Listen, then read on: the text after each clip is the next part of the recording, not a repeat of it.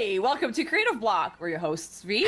And Sean, aka Lord Spew, and I'm a little hoarse from karaoke. Nay, we talk shop with other creatives in animation and comics about things like finding your artistic path or the process of making art while we draw together. We asked people on our social medias if they had specific topics they wanted us to discuss, as well as some drawing prompts. If you haven't yet, check out our Patreon and subscribe to our channel.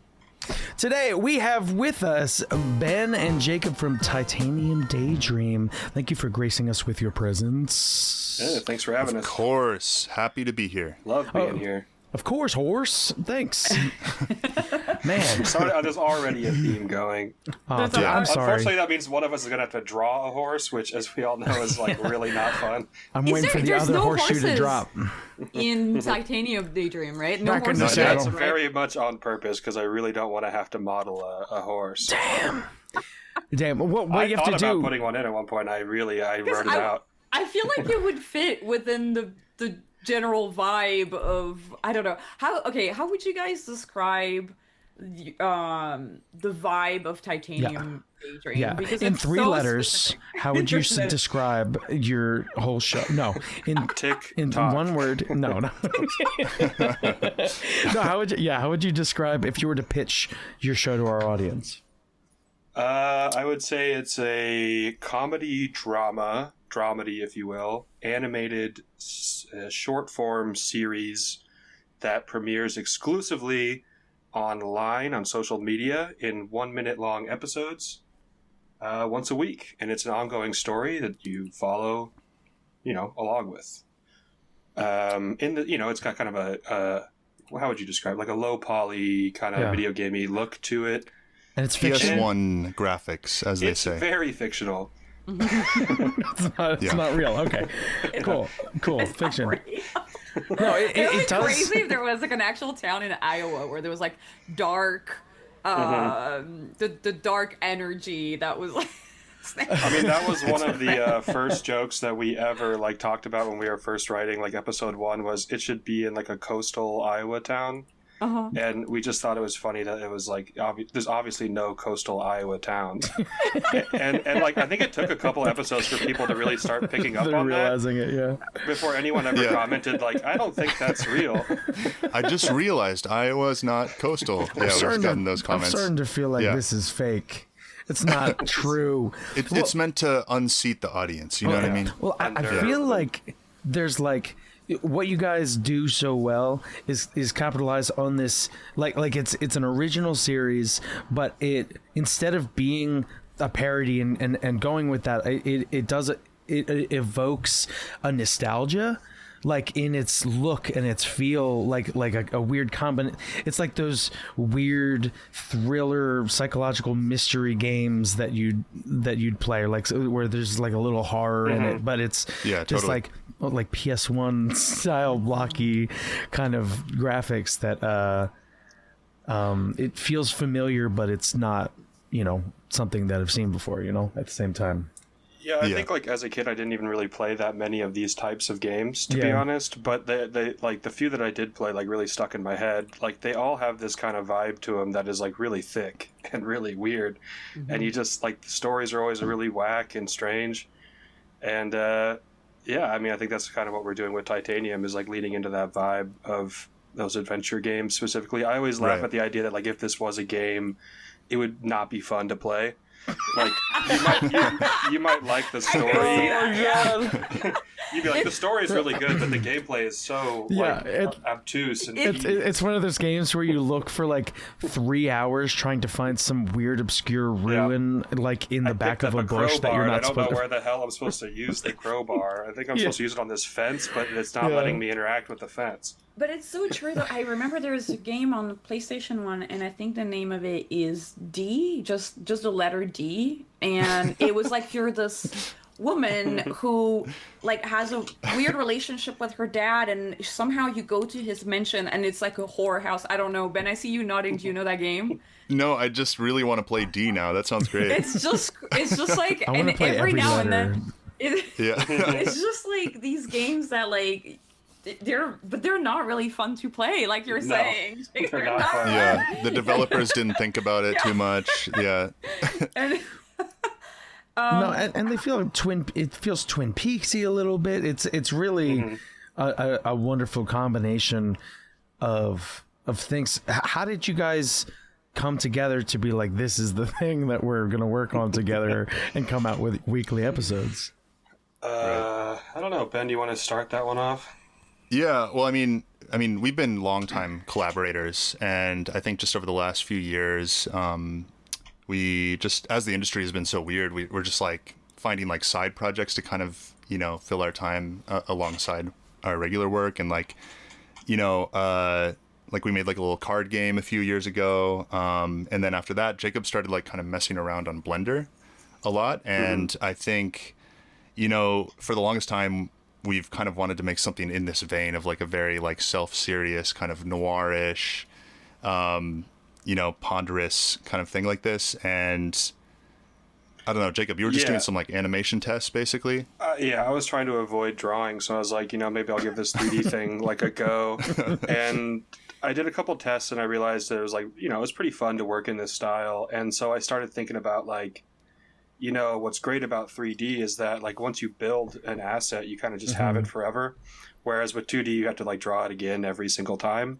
And that really just like made me go like, man, I mean, if you just like make a 3D show, the longer you make the show, the easier it'll become to make because you'll have all these assets made. And is that so true the original, that you found out? Yeah. Or is it deceivingly not? Well, deceivingly not, but I would say there are certain things that have become easier and certain things that have become harder, but that's mostly because I think the quality of the show has gone up over time.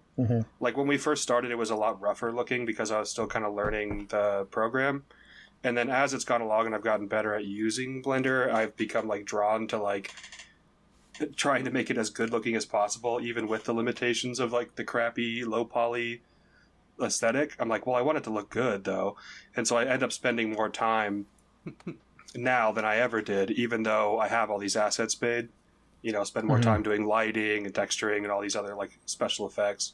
I'm just surprised that you consistently have new locations though. Like, I mean, you do have like a recurring set of characters. You do have a recurring set of like, but you have a lot of locations. Yeah, the locations are probably the most time consuming to make, but in a lot of ways, I think they're the most fun to make. So I don't mind making them as much because you get to do a lot of fun little easy models, like I get to model like a little beer bottle really quick, or get to model like a little neon sign really quick. And characters are really fun to make too, but they you end up, it takes me like 2 or 3 days sometimes to make a single character, and I can do like a whole bar set in like one day. Also can't believe that you made them all from scratch. I legit thought that maybe you guys like ripped them from a video game or something. No, like it's so that was a choice very early on too that I made, where I was like, I mean, because here's the really, if you want to get really crazy with it, I didn't really know how to use Blender at all. Okay, well, buckle up.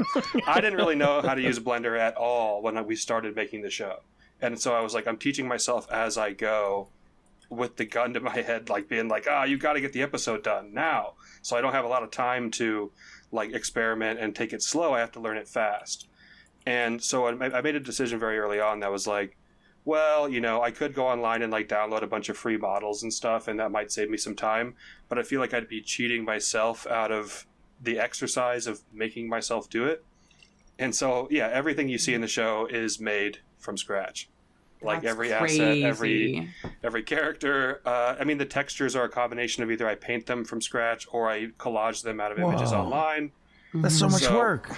It's You're a a madman. Because most Yeah. people would have just honestly bought some like stock, like cityscapes or something. And this is finally you don't squashing get the. exactly what you want. You don't get exactly what you want. But It's you could finally do- squashing the rumors that you buy cheaters. your backgrounds. Yeah. No, but it's funny that we're talking about this because I've been talking to a lot of my friends about like for my next webcomic, I want to buy 3D assets, render them, and then hopefully it'll save me time. But I was thinking like, oh, maybe you bought like Kit Bash sets or whatever and remade new. But no, it's all from scratch. It's crazy. That's awesome. And there's a lot photographed from real life too. And there's all these autobiographical elements to the show too, where, for instance, the main character, Benjamin Jacobs, loves to drink sugar-free Rockstar Energies, which is Jacob's drink of choice. At the time that we started the show, I was drinking those a lot, so I was like, No way. So you put Jacob on- literally just Wait, is that a real drink? photographed- It's a real drink. Yeah. So you're putting a lot of yourselves into these characters, and you're writing from real life. Yeah. It's a all these one-to-one things happen to representation. us. It's Yep. almost biographical. Yeah. Just like how Yeah. coastal Iowa is a Yes. a Yeah. favored place for vacationing in America. Well, maybe people don't know this about us, but me and Ben are like from Iowa. That's why Yeah. it's set there. Me and Ben, I mean, we don't want to get too much into it, but we've known each other since we went to high school together in Iowa City, Iowa. And so we thought it was like the idea of like a guy coming home to like small town Iowa was like such a great like personal start for the show. It's like very Tropey tropey. It's thing. very like kind of noir-ish, and we don't get to see Iowa in a lot of movies and stuff. So it was nice to, represent a little bit. Of course, we're like, the Iowa that we've made is, it's got mountains and deserts and oceans and cliffs. Did you guys ever see that Star Trek? What was it, 2009, I think? With the beginning of the movie is like a young, what's his name, Captain Kirk, as a kid stealing a car and driving around Iowa. And there's a scene where he like almost falls off a cliff into the Grand Canyon. And I just remember that sticking with me so much because I was just like, So there's funny. no canyons in Iowa. What canyon is he going up?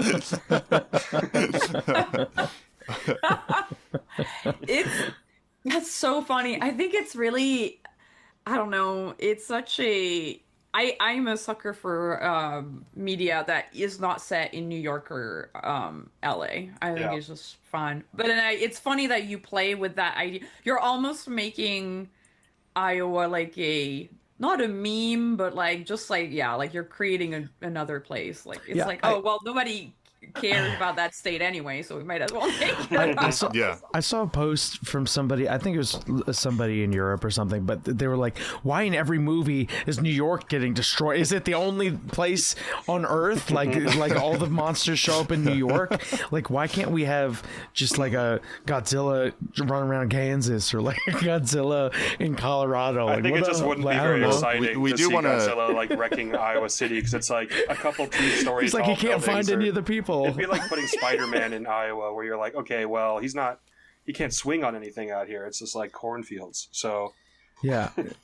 Well, we're hopefully building up to a TV movie. Goes to Benjamin the Big Jacobs Apple. goes to New York City. Dude, Oh that's my so god. escape from, it'd be like escape from New York City or something. Yeah. How much time I like it. did you, between the moment that both of you guys realized you wanted to make something together, so even though you've been like longtime collaborators, how much time between the moment you were like, oh, this is an idea we can play with, until the first release of the release of the first episode? I would say it was maybe like a month and a half. Whoa, that's so Well, fast. that's kind of the ethos of the show, is kind of like hit the ground running, move as fast as you can, no time to second guess anything, and that's kind of like what's allowed us to keep moving like this. Yeah. But I would say that the reason that is the case, though, is I was just thinking about this the other day, how the original conception of the show was like, I was going to make some silly little stupid blender assets, and Ben was going to come up with some funny jokes and do some voices, and we were going to keep it really light, really like minor, jokey, 30-second long clips. And then as we started making it, we realized that like what we really wanted was to tell a really complicated and like long story that'll like grip your attention the more you watch.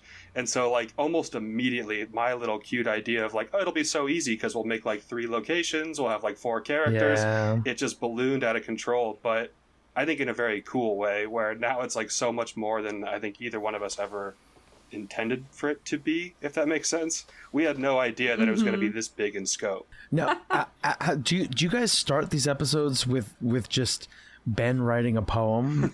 Sometimes, yeah. Sometimes. Because a lot of it is just like this character talking in a very like romantic, like almost absurdly romantic way about like destiny or whatever. I think I was gonna say that's a very Ben style. I feel like from what I know of like your style, Ben, because like for people listening, Ben used to co-write a show with Kevin. Shoot, what's his last name? Kevin Bailey. Kevin Bailey. Yeah. Yeah. It was a Yeah. pre-show for a Right. movie club that no film club. It wasn't Film club. Films for adults. Film, movies not for movies. children. We don't show movies. Yeah. Yeah. Film was really important. And the pre-show was always you have this almost otherworldly cosmic Wow. vibe Thank you. to your writing. It's everything. I mean, is my very, favorite thing is when we're 'cause, like breaking the story of an episode, and I get to be like, Ben, you go off and write like a paragraph soliloquy, and I trust you to just make it crazy. And every time Ben is like turned into script for like the soliloquies that Benjamin has, I'm always like, no notes, perfect. Yeah. Well, we do a lot of we do a lot of like the breaking the story, the overall story together. And yeah, I feel like there's certain episodes that lend themselves more to the like just poetic soliloquy stuff, and then there's ones that are a lot more plot heavy. But yeah, it's just it's a very fun process. Yeah. I mean, I like that it's this tone that not only does V recognize it from other things that you've done, but also there was a brief period of time where we were jamming and we were trying to make this like this R&B. It was like really romantic R&B, and like all the songs were like fire, Nautical. ice, earth, and spirit. Listen to my heart, and of course you'll hear it, or whatever. And it was all these like incredibly like so stupidly fanciful kind of like but it's a thing you're so good I mean, at. the thing that I would use to describe it is, thank you. I think secretly though, it might seem like very ironic and silly, but it's the key to making it work is that it's sincere. It's like serious. Like we, No, for we sure, actually for sure. like this stuff. We're like, no, this is actually Me too. fire, and it's cool that he's being so I fun. know. I think He's spitting. Yeah. That's what's so specific about this show. I think there's like I barely see content like this where it's like you can tell as an audience watching it that like you guys truly enjoy this, but it's Yeah. towing the line with like a parody of a genre almost of what like it's like a parody of tone, but not of a tone like that. It hasn't been really done before. I feel like this specific. Well, that's how we feel about it. We think we're geniuses and we're doing something that no one's ever done before, and it's a inventing brand this, new thing. yeah. No, but you know when you like parody like noir, yeah. like that's been done, or like you Yeah. parody, but this is like I feel like there's because it's so recent. I feel like there's a difference between like this kind of parodying stuff, yeah. something and like just being inspired by it. That's like a simple way Yeah. of putting it, but it's like, we love the stuff that we're like quote unquote making fun of. Like I would say that we're not really making fun of it. We're just using the tropes and we're being unapologetic about it. What explorer would you compare yourselves to of like the Marco shorts? Just Marco Polo? No, I don't know. What was your question? Explorer of answered it. shorts. No, I was just, like, if you guys were like pioneers or explorers of animation, like what would you compare yourselves to? Are you Or the Lewis and Clark charting new ground? I mean, they're all charting new ground, so I don't know this what is- the difference between it. I'm not so well versed. I think a lot of these guys have a lot of That's that issues. too. I don't want so to I don't compare want to myself myself to any of I them. think Yeah. there's a little bit of the colonialism there Yeah. for sure. Whichever Yeah. one is Yeah. the most good guy, that's us. I'm waiting for that the history looks at the most Yeah. fondest. I'm waiting Yes. for the space explorers that we can look up to and compare ourselves to those guys. Yeah, we're like Are those bad too? Is maybe Leica, the USSR dog. I heard that went dog up bit a lot of in- people though. Yeah. that's why they Actually, editor, can we take that out? Actually, editor, can we take that out? Actually, you guys are the Balto of the I'll take Yeah. Balto. Yeah. it's really funny to me that your main character Ben, like first of all, how I've noticed as I was watching, I was like, wow, your main character has both of your names. You noticed that? That's didn't you? right. That's that's a little Easter for the egg real that you might heads. notice. Yeah, and that was actually the first I called up Jacob and I was like, wouldn't it be funny, haha, if we named this character Benjamin Jacobs and we're super indulgent in this way? And then that kind of led to us being like, okay, let's actually bring in these like autobiographical elements as a joke. But then it became like the idea of him being like in Iowa like, and stuff, like that was all like added after we like kind of decided that part of the joke was that it's like super indulgent to like be putting these autobiographical things in there.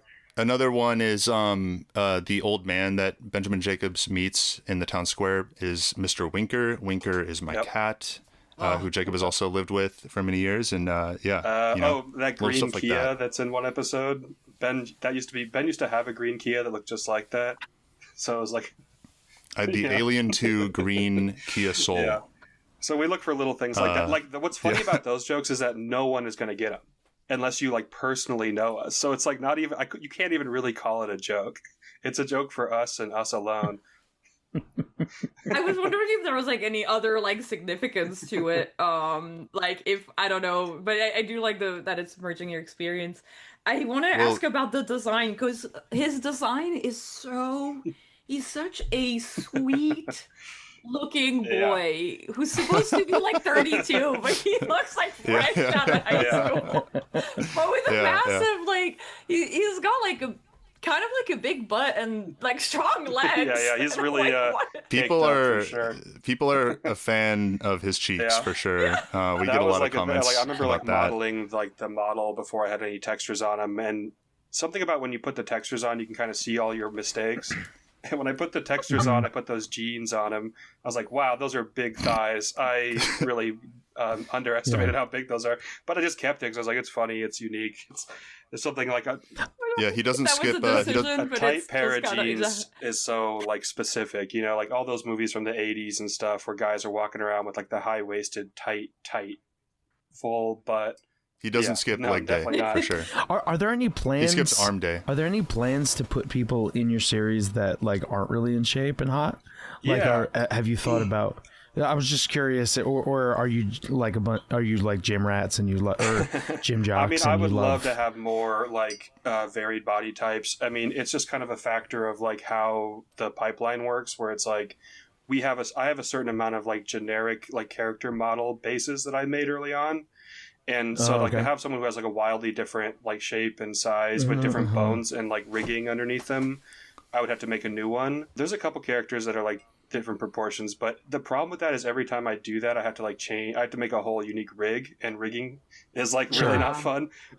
No more excuses, Jacob. No more excuses. I do want to add some different body types for sure. I noticed. I want more characters that look like a ball. Thank you for calling us on that, and we're going to work on that. It's my dude. It's my dude. Like a really tall, slender man-looking guy. Yeah. I thought and tell me if I'm wrong, but I thought maybe what's the name of the agent again? Tina Vancouver. The chick with the is Tina, does she have the same body type as Ben? I think Tina's actually a lot thinner.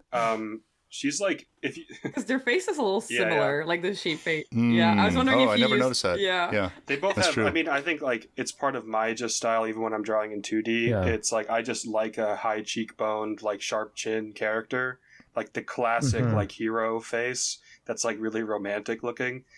I just like a handsome guy. And a handsome sure, woman. Real Chad. Well, we're just trying to settle the questions from the forums because I feel like they're the ones that are kind of like, you know, they won't shut up about it. And it's so funny to me when like you do these like really low camera angles and we're like close to Benjamin's like thighs, and I'm like, wow. Well, you want to see like those guys up close. Yeah. I mean, that's you mentioned camera angles. That's something that I'm always like fighting with when I'm like choosing those camera angles, is that these are like low poly models with like crappy textures. So sometimes you put that camera down there and it looks so bad. And you go like if this was a movie, this would be the perfect shot to put in right now. But I have to kind of avoid this angle because it looks so bad that no one's going to like it. It's all pinched or something. Yeah. Benjamin's face has like been fine tuned a lot over the episodes. Like in the early episodes, like the geometry underneath him was pretty whack, and so I was like really limited in like what angles I could use. It was like, dude, I cannot show him from anything other than like 3/4 view front on, otherwise it starts to look really weird. Did you guys do storyboards for this? Nope. No time. No. any way we can avoid That too, storyboarding yeah. is a win. Try not to storyboard if I can help it. Just kidding. We love storyboarding. Love that stuff. Yeah, it's the opposite of what we normally say on the show. But listen, we like other viewpoints, and coming from originally a storyboard artist, now primarily a writer, Ben, I can appreciate this growing. Would you say hatred, or is it? No. It's a love-hate thing. You know, me and storyboarding, we know that we're toxic with each other, and so it's like just having a healthy distance. Yeah. You know I what I mean? got you. Yeah. That's good.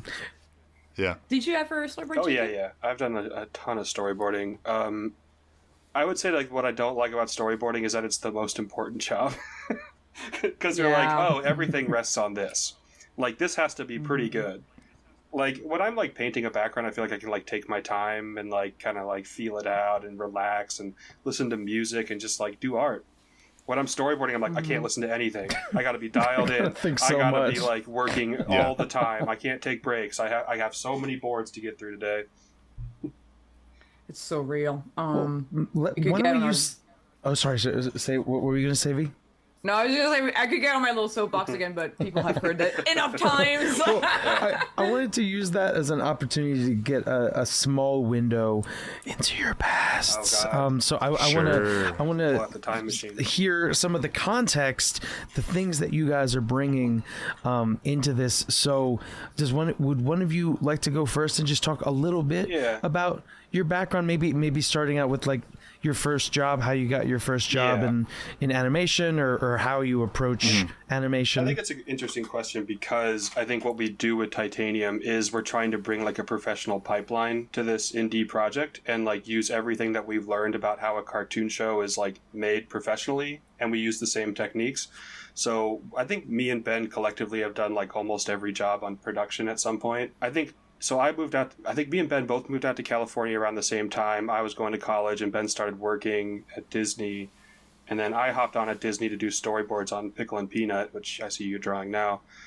So I did storyboards on Pickle and Peanut briefly. Oh, nice. And then I went back to school to finish my degree. And then I came out of school and me and Ben kind of hit the ground running just pitching shows all the time.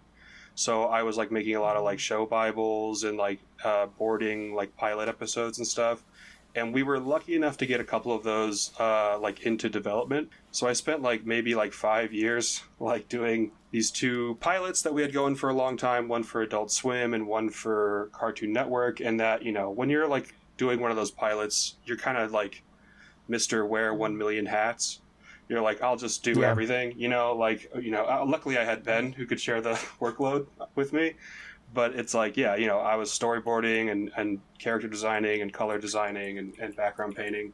And then I pick up like background painting art to this, or like painting jobs to this day, just whenever I can get them, just because I find them relaxing and fun to do.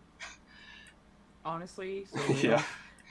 Can you tell us a little bit more about your pitching process? Tell us a little bit about how it was like pitching to Adult Swim and then and developing a pilot with them. Sure. I mean, Ben, feel free to chime in on this too. I mean, Ben was around for all of this. I mean, we always pitch together, and that's kind of how we're known around town, as the 2 guys who are always coming in pitching.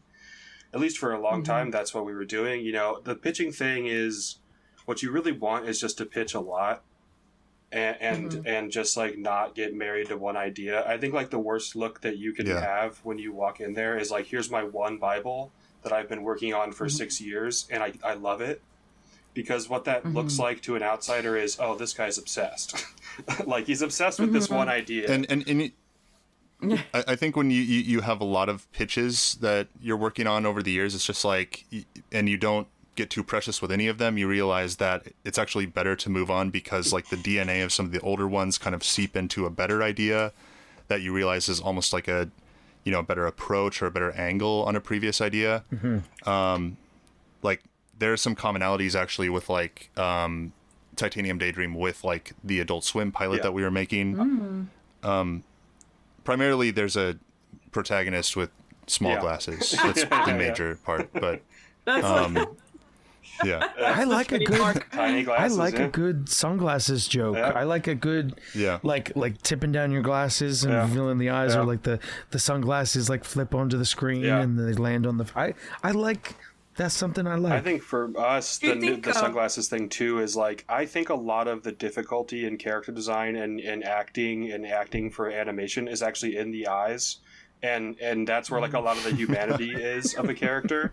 And so when you take that away, it gives the character this very like removed and cold and perfect kind of vibe to them. Like you project onto them more. Yeah. And so like so many characters in Titanium have the glasses. And I think they're kind of like it's a great cheat, but I think it is like a signifier of like an inner turmoil or like an inner strength in a way. Yeah. Right. It's so funny that they're so small because it makes their eyes look really small. And even Dante, like his eyes are big, but the sunglasses are still really small. I wonder if this is ever going to come back into fashion, the tiny sunglasses. I wear them IRL. Yeah.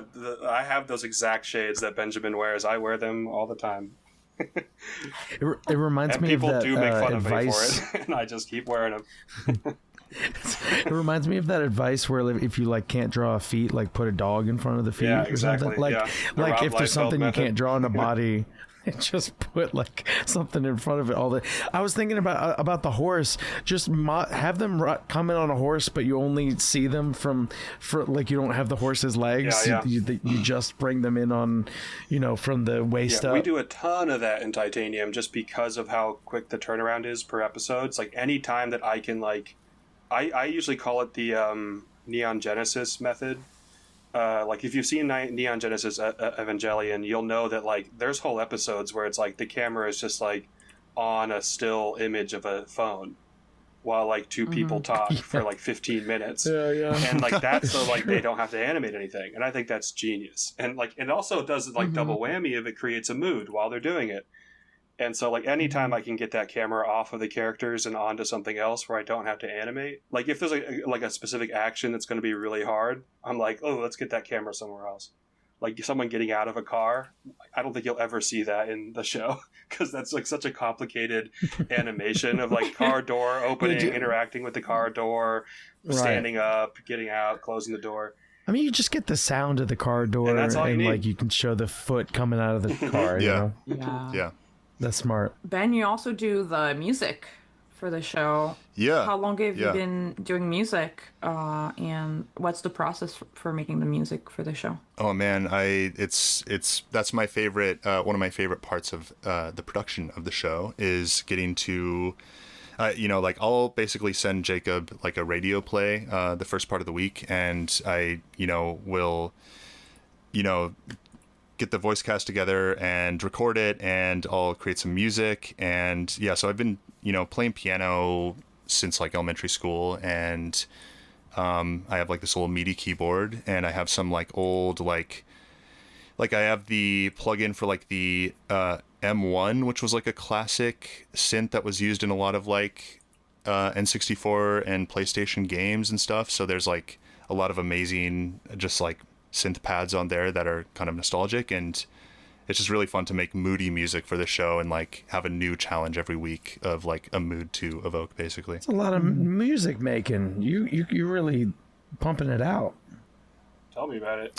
It's fun stuff. My favorite part of the week is when Ben sends me the radio play and it's got like a new song in there, and it's something that we actually used to do when we were pitching some of our shows. Is like we would I remember very specifically doing this when we were like casting for those pilots, where we would take the auditions that we would get sent to us, the voice auditions, and we would put music behind it to see how that sounds with like a drama song in there. Because I think like that's really important, like to hear what it sounds like with the whole vibe included. Like a guy might be the best actor ever, but like you're looking for a certain vocal quality that's going to have like a vibe to it. And so you put like a really sensitive song in there behind it, and you can just kind of see it all in front of your eyes, unfolding. That's a cool take. I like that.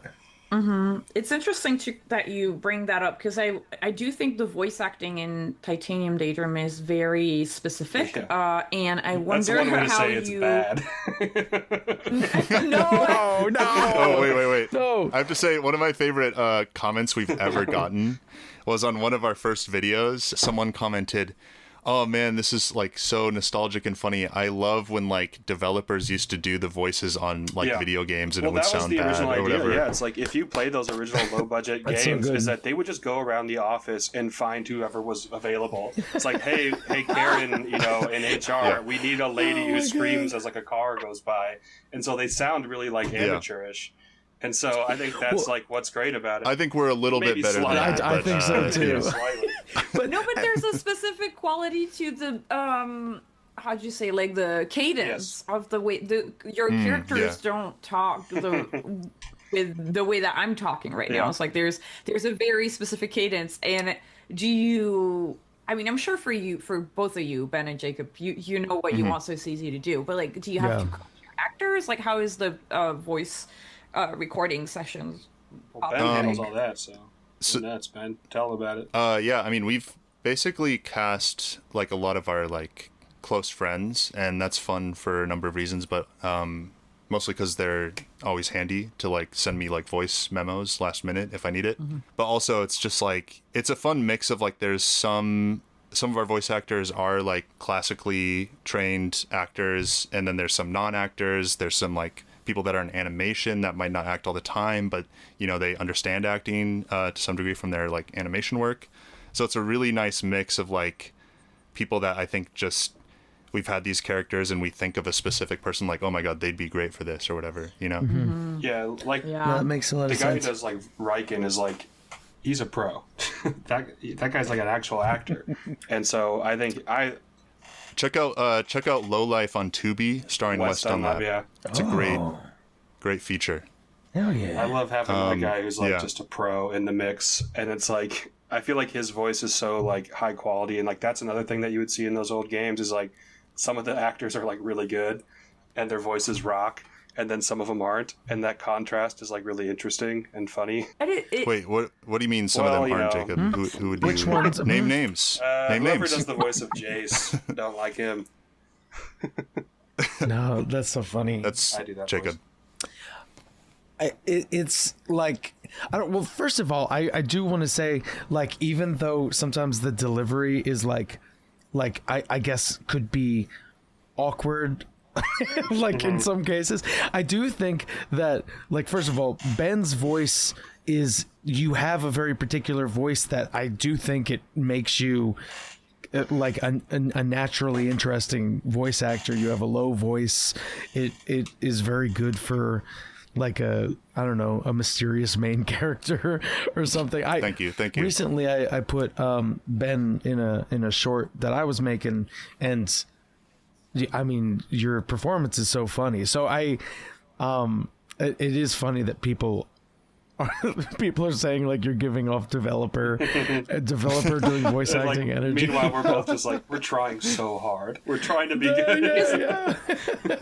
I felt like for me, the way it feels, it's kind of like, it kind of gives off also like a old like TV show kind of vibe. You know what I mean? Yeah. Like I'm watching Lost right now, and the way these actors act is so different from the way we would expect like people to act on a TV show right now. It's like, it's not as naturalistic as we expect people to act now. It's a little bit more it's like heightened. I know what you're talking about. Yeah. And I think like that's something that I really miss from some of those older shows, is like this acknowledgement that what we're watching is fiction, that this is a story. There's a story that you're being told. So it doesn't need to be reflective of how people really are.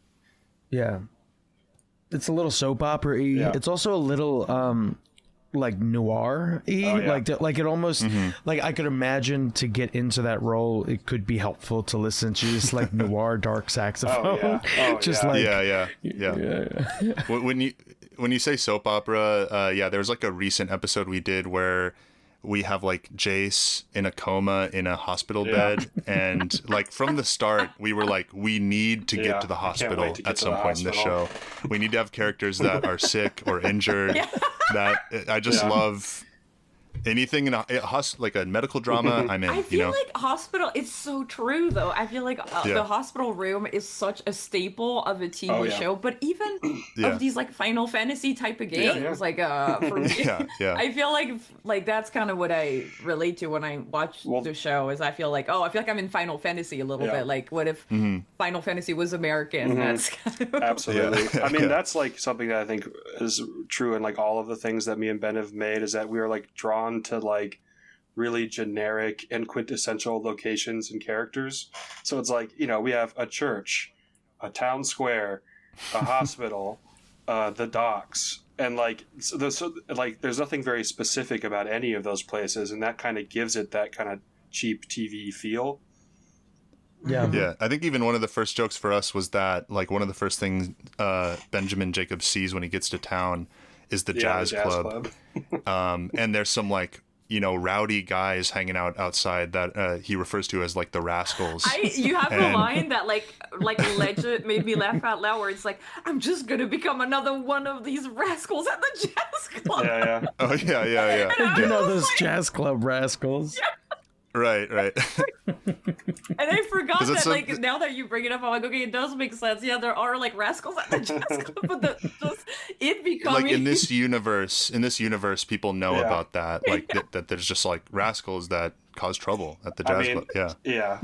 I feel like I'm getting close to explaining the joke, which I probably shouldn't do, but I think something that made us laugh a lot when we first came up with it was this idea that like a bar that's like seedy where bad guys hang out usually has like cool rock music that's like butt rock. The idea that it would be like sensitive jazz music, and that in this universe jazz is what bad guys listen to, was like really making us laugh. It's just so funny that this small town would have a jazz club. And it's just so funny. Yeah. That's perfect. We have a lot of questions from our listeners. Oh, they're trying to find out the secret details. Okay. Let's see. Feel free to just like laugh at the question and then not answer it. You know what I mean? Like as if we're not legally required to give away spoilers of the show. No. Legally, that would be funny. Like, I would hate to rob you people didn't know. of like the surprises of where the show is so like about the story. Don't you want to see it unfold? Let's hear the questions. So Puzzle Glam, our patron, asks the first part of the question, but I feel like we covered it. So I'll ask it again just in case there's any part of the process that you feel that you haven't covered. But they ask, I'm curious about the nitty-gritty details of how you achieve such a particular low poly look in Titanium Daydream. Yeah. That feels just like an old 3D game. Love it. What's that entire process like? I mean, I can give you like a really quick process. I can just say that, you know, we've talked about like the process in terms of like the pipeline and stuff, but in terms of if you want the technicals, what you want to do is make a low poly model, and then when you make your textures, just save them out at a really low res. And then when you bring those textures into Blender, like Blender likes to automatically smooth things and make things look nice by default. And you can turn all that crap off. And once you turn all that off and you have a really crappy texture on a really low poly model, you're like 95% of the way there. And then everything after that is just, you know, gravy. It's like doing like lighting or like whatever. Like the most important thing is to do a low poly model with bad textures on purpose. And the faces, like all the facial animation is just like kind of like a sticker swap where like their mouths change. Like there's no actual like geometry being morphed or like rigged on the face. It's just stickers. And then beautifully, like I said, you know, don't have to animate any eyeballs really. Like whenever a character has their eyes exposed, I'm always like, oh man, I gotta go. When I go do all these facial expressions in the texture painting, I'm gonna have to like do different variants of like their eyes open, their eyes closed, with their eyebrows furrowed open, furrowed closed, and it just adds like a whole nother layer of like extra work. But the sunglasses is just like, oh, so easy. It's true that a lot of people have glasses. Now I'm like looking at all of them. I'm like so smart. Yeah, someone pointed out that we had a recent episode with like Tina Vancouver, Dante, Jace, Benjamin, and Cassie, and someone pointed out someone pointed out 4 out of 5 characters in the scene have sunglasses and indoors. Yeah, that's so funny. Yeah. Fuck. Yeah. The second part of their question is, what are the major and minor inspirations of Titanium Daydream? I'd love to know. I would just say that we're big movie heads. Like, we're trying to impart like a certain like filmic quality. Like you guys had mentioned noir already.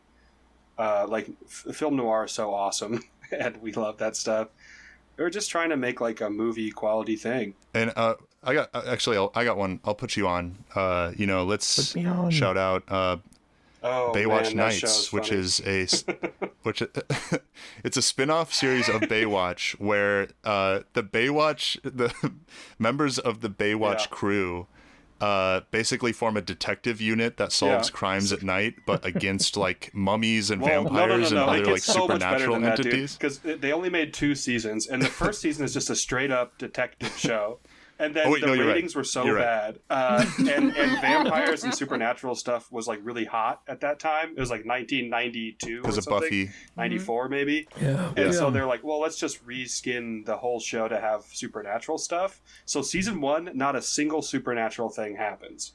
Season 2, they changed the intro to have like a graveyard and like a mummy and like a wolf man in it. And now he's like solving supernatural threats at night. And also, David Hasselhoff is such a bad detective. Terrible. It's like really, almost every really case funny. Somehow comes back to like the villain being like a hot lady who wants to have sex with him because he's like this mega like lifeguard hunk. Oh my god, it's all a trap. Yeah, it's a really funny show though. Definitely check it out. So anyway, that's the only influence the only show we've actually ever on seen. Titanium Thanks Daydream. for putting us on. Yeah. We also have a question. This one's so funny from on Instagram. Kelsey Animated asked, "I have to be the one to mention it. Okay. Well, when will Ben and Riken be an item?" Whenever Wes is ready to go there, our voice actor. Whenever he's comfortable with that, we can. I know Ben's go in that already direction. comfortable with that because How much is love on your mind when you're writing these characters?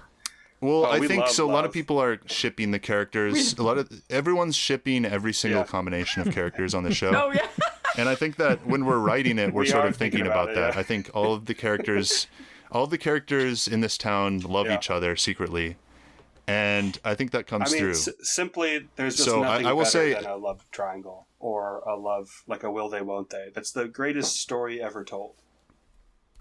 I feel like I'm so blind because the only one that I've noticed is Dante and what's her face? I always forget. Tina. Yeah. I'm like Tina. Yeah. I'm like, he likes her. Well, a lot of people ship Benjamin and Dante, and that makes sense. Benjamin and Riken, there's a lot of tension.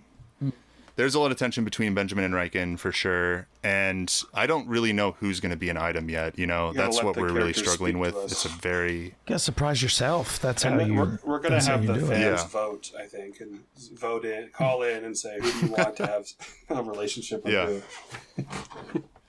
Yeah. Ben and Dante are top tier. I mean, that's a tough couple to beat. What they are saying. That's a tough couple to beat. Yeah. There's true love there for sure. Yeah.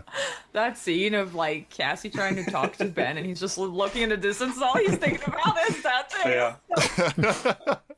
When you're thinking about your bro. Yeah.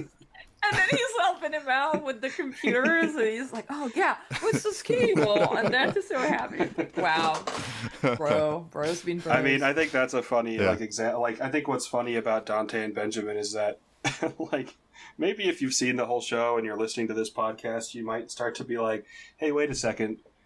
Like, it kind of sounds like Benjamin and Dante right now speaking, because Ben does the voice of Benjamin and I do the voice of Dante, and like we are just like friends in real life."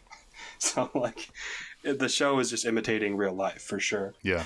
I feel like also Dante has he's very like pure. He's very kind of like sweet. Yeah. Well, I remember like we were trying to crack the voice of Dante early on, and I think Jacob, originally you were going to do something closer to your regular voice, but I think I kept pushing you to like go a higher register. Because you do this like, and I've seen it when we do, and this is probably very embarrassing for you. Oh God! But I feel like we've been friends for a long time, so I feel like I've heard you do voices in like in like D&D when you're playing like an elf or something, where you do like a little whimsical guy never voice. To tell anyone I play D&D. And you do like a little impish guy voice very well. And I'm like, dude, you got to do something with easier to do that. like a high nerdy voice than it is to do a low cool voice. Because with low cool voice, you either got it or you don't. Like, it's really hard to like. That's true. It's really hard to like fake that. Almost anyone can like do a high pitched nerd voice. That's easy. But like doing like a low voice is very hard. Dante was that? Here. Did you just transform into Dante? Yeah, I heard someone different in the podcast. Yeah, I'm cursed too.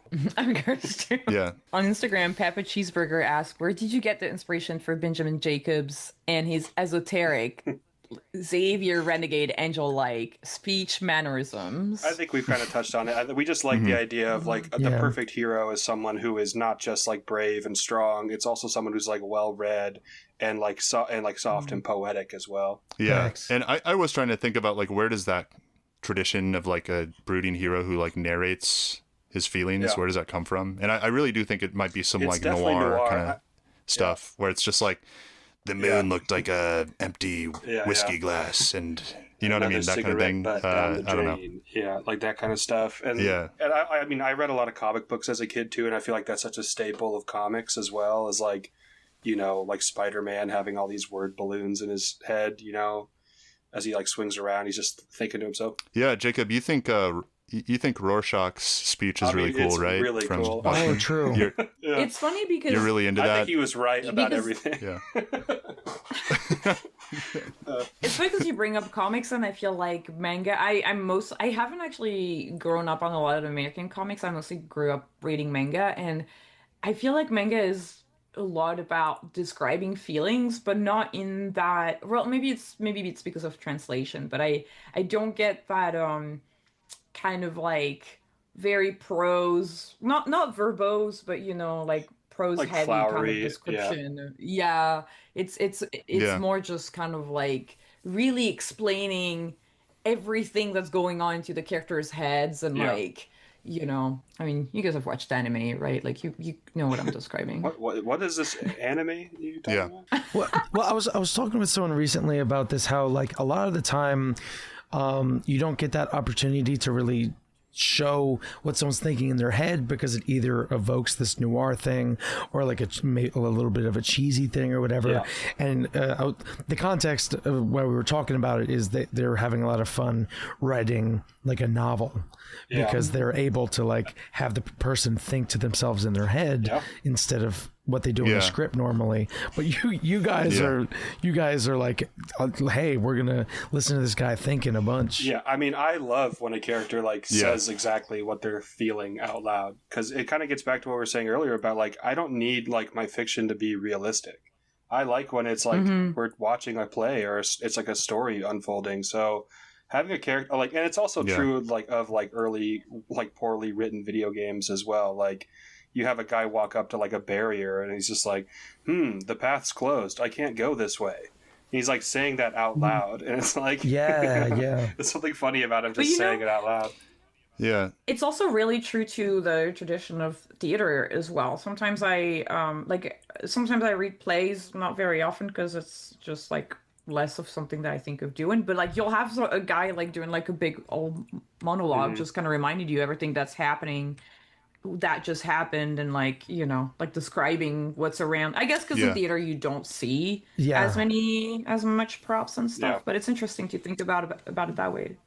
Yeah, and like all the other characters will like back away, and it'll fade to a spotlight, and they're like thinking or singing to themselves like about the situation. That's fun.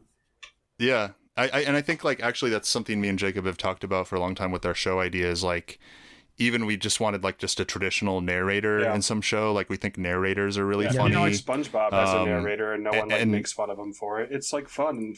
Like, having a narrator is cool. And I feel like there was like a period where I think like a lot of people were afraid of like those things that kind of like point to the artificiality or the artifice of art. It went out of vogue a little bit. Yeah, and I think it's fun to play with those devices. I agree with this idea that like, it's nice to be reminded that this is a fiction through like modes of like storytelling, because again, I'm bringing up Lost, but it's just because I'm what I'm Hey, what I'm it's a watching great right show. now. And it's just flashbacks after flashbacks, and it's I don't know, and I've been in conversations with writers that are sometimes saying like, oh well, flashbacks are so cheesy and we can't use them, and then I'm like watching Lost, and I'm like, but it's kind of cozy. I don't know. I It just gives really this, don't like when Yeah. people are afraid of doing something cheesy. To me, it's like, what are you, a coward? Like, you're afraid of people are going to call you cheesy? Just do it, dude. If you want to do it, just do it. Yeah. Yeah. And I feel like it might be coming back because I feel hope like so. when I watch shows like the Haha You Clowns by Yeah. Joe Kappa, it's very kind of like honing onto these cheesy tropes. And but it works and people love it. Leaning And into I would it, say, right. like, you know, kind of like the thesis for the show. Stop me if I already said this already, but the thesis for the whole project was always kind of, it's what we were doing with our Adult Swim show that, you know, eventually fell apart. Like, the idea is that, like, yeah, it's a comedy and you start watching it because it's like kind of funny and goofy. But the more you watch of it, the comedy kind of falls away and you're just invested in the story. Whether it's cheesy or goofy or not, you just actually will just want to see what happens next. So you trick them with the comedy, and then you get them to stay for the like the drama. Oh, yeah. That makes sense. that's 100% the internet model. Yeah. That's what I've noticed Yeah. too. You gotta the comedy is the only way you get new people invested in your story. Gotta trick them. That's Gotta right. trick these people. They don't want to eat their vegetables, and by vegetables I mean watch their dramas. What's their drama? Take something serious for once. You guys' favorite drama? Do you have like each of you? Drama. Favorite drama? Like straight up drama? Or like a TV. Well, it's like because drama. like you could say something like The Sopranos, but it's like The Sopranos is also like super funny. I think a lot of like the serious stuff that we like ends up being so serious it becomes funny. Yeah. Like The Matrix is like Yeah, a I would great definitely say example. Sopranos of, like, and- The Matrix is such a serious and awesome, perfect movie. But like when I'm watching it, I'm laughing the whole time. Like I'm like, this is so awesome. I'm laughing. Yeah. Because it's so sick. And the sequels, when you see the twins come in, those guys look And they're great. funny and cool. And I'm laughing. I respect the twins. Yeah. I mean, I feel like for me, like, I don't know, like Breaking Bad or Better Call Saul, like feel like some of my favorites. I liked The Pit. Dude, I just finished The Pit last I night. need to watch that. It's dude. so We're fire. watching The Pit. It's so We're watching The Pit. I like it. And The like Pit it is a another lot, great yeah. example of like there's a ton of stuff in The Pit that's like super corny and like kind of stilted even in a way that I like some of their characters are like kind of like two-dimensional, like the bad guy who's like in the waiting room. Like but like that's who's just waiting to punch a he's gonna nurse, punch like a he's nurse. just But there's something so like honest about that like the show isn't trying to trick you with how like unconventional it is. It's just it's just like showing you something simple. I mean, actually, and I think, and that makes sense because I think also that was like a bunch of, or like the showrunner is like a former ER guy, and like some of the writers are from ER. And I think, Jacob, that was one of our first jokes we ever made was we had this art show in Iowa City, and part of our promotion for it was that we were pitching that both of us are really big fans of the show ER. We used the ER theme song in the trailer for the art show. Yeah. Oh my god. Yeah. And so, I mean, we've been repping medical dramas for years and years now. Yeah, The Pit was awesome. I love The Pit. I really liked the Watchmen show that they did on HBO. Speaking of Damon Lindelof, who wrote Lost, he also wrote that Watchmen adaptation that I was just... That thing scares me. That show scares me because it's so, like, smart. Like, I don't know how you sit down and write something that intricate. It's... Sometimes you see something so good that you're like, this scares me. Like, I'm scared. It stresses me out how good it's interweaving expectations and tricking you and like That's funny. That's when you see someone who's like really, really good at art and you're like, damn, that ain't me. Oh my god.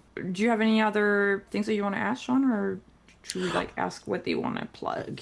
Well, of course I want to ask what they want to plug. I wasn't sure if we had any more listener questions, but I'm totally okay to sort of start rapping here. Do you guys have anything that you want to plug? Can people support you in a specific way? It sounds like you have merch. This is your chance to shout it all out and let them for know. us, the most important thing is just sharing the show with people. Like, because we don't have like a marketing budget, we're an indie, we're basically making a TV show for free for everyone. The most important thing the thing that we love is when people show it to other people. They're like, hey, check it out. And then we get a new follower, and we love that. And like, we're just trying to get it out to as many people as possible. We do have merch too. Like, we have a website, we sell like merch. There's a couple of shirts and posters and stuff that, we think are pretty sweet. Yeah. That's pretty much it. Just give Titanium Daydream a good old follow on TikTok. Like and subscribe, YouTube, leave a comment. Instagram. All that. Love that stuff.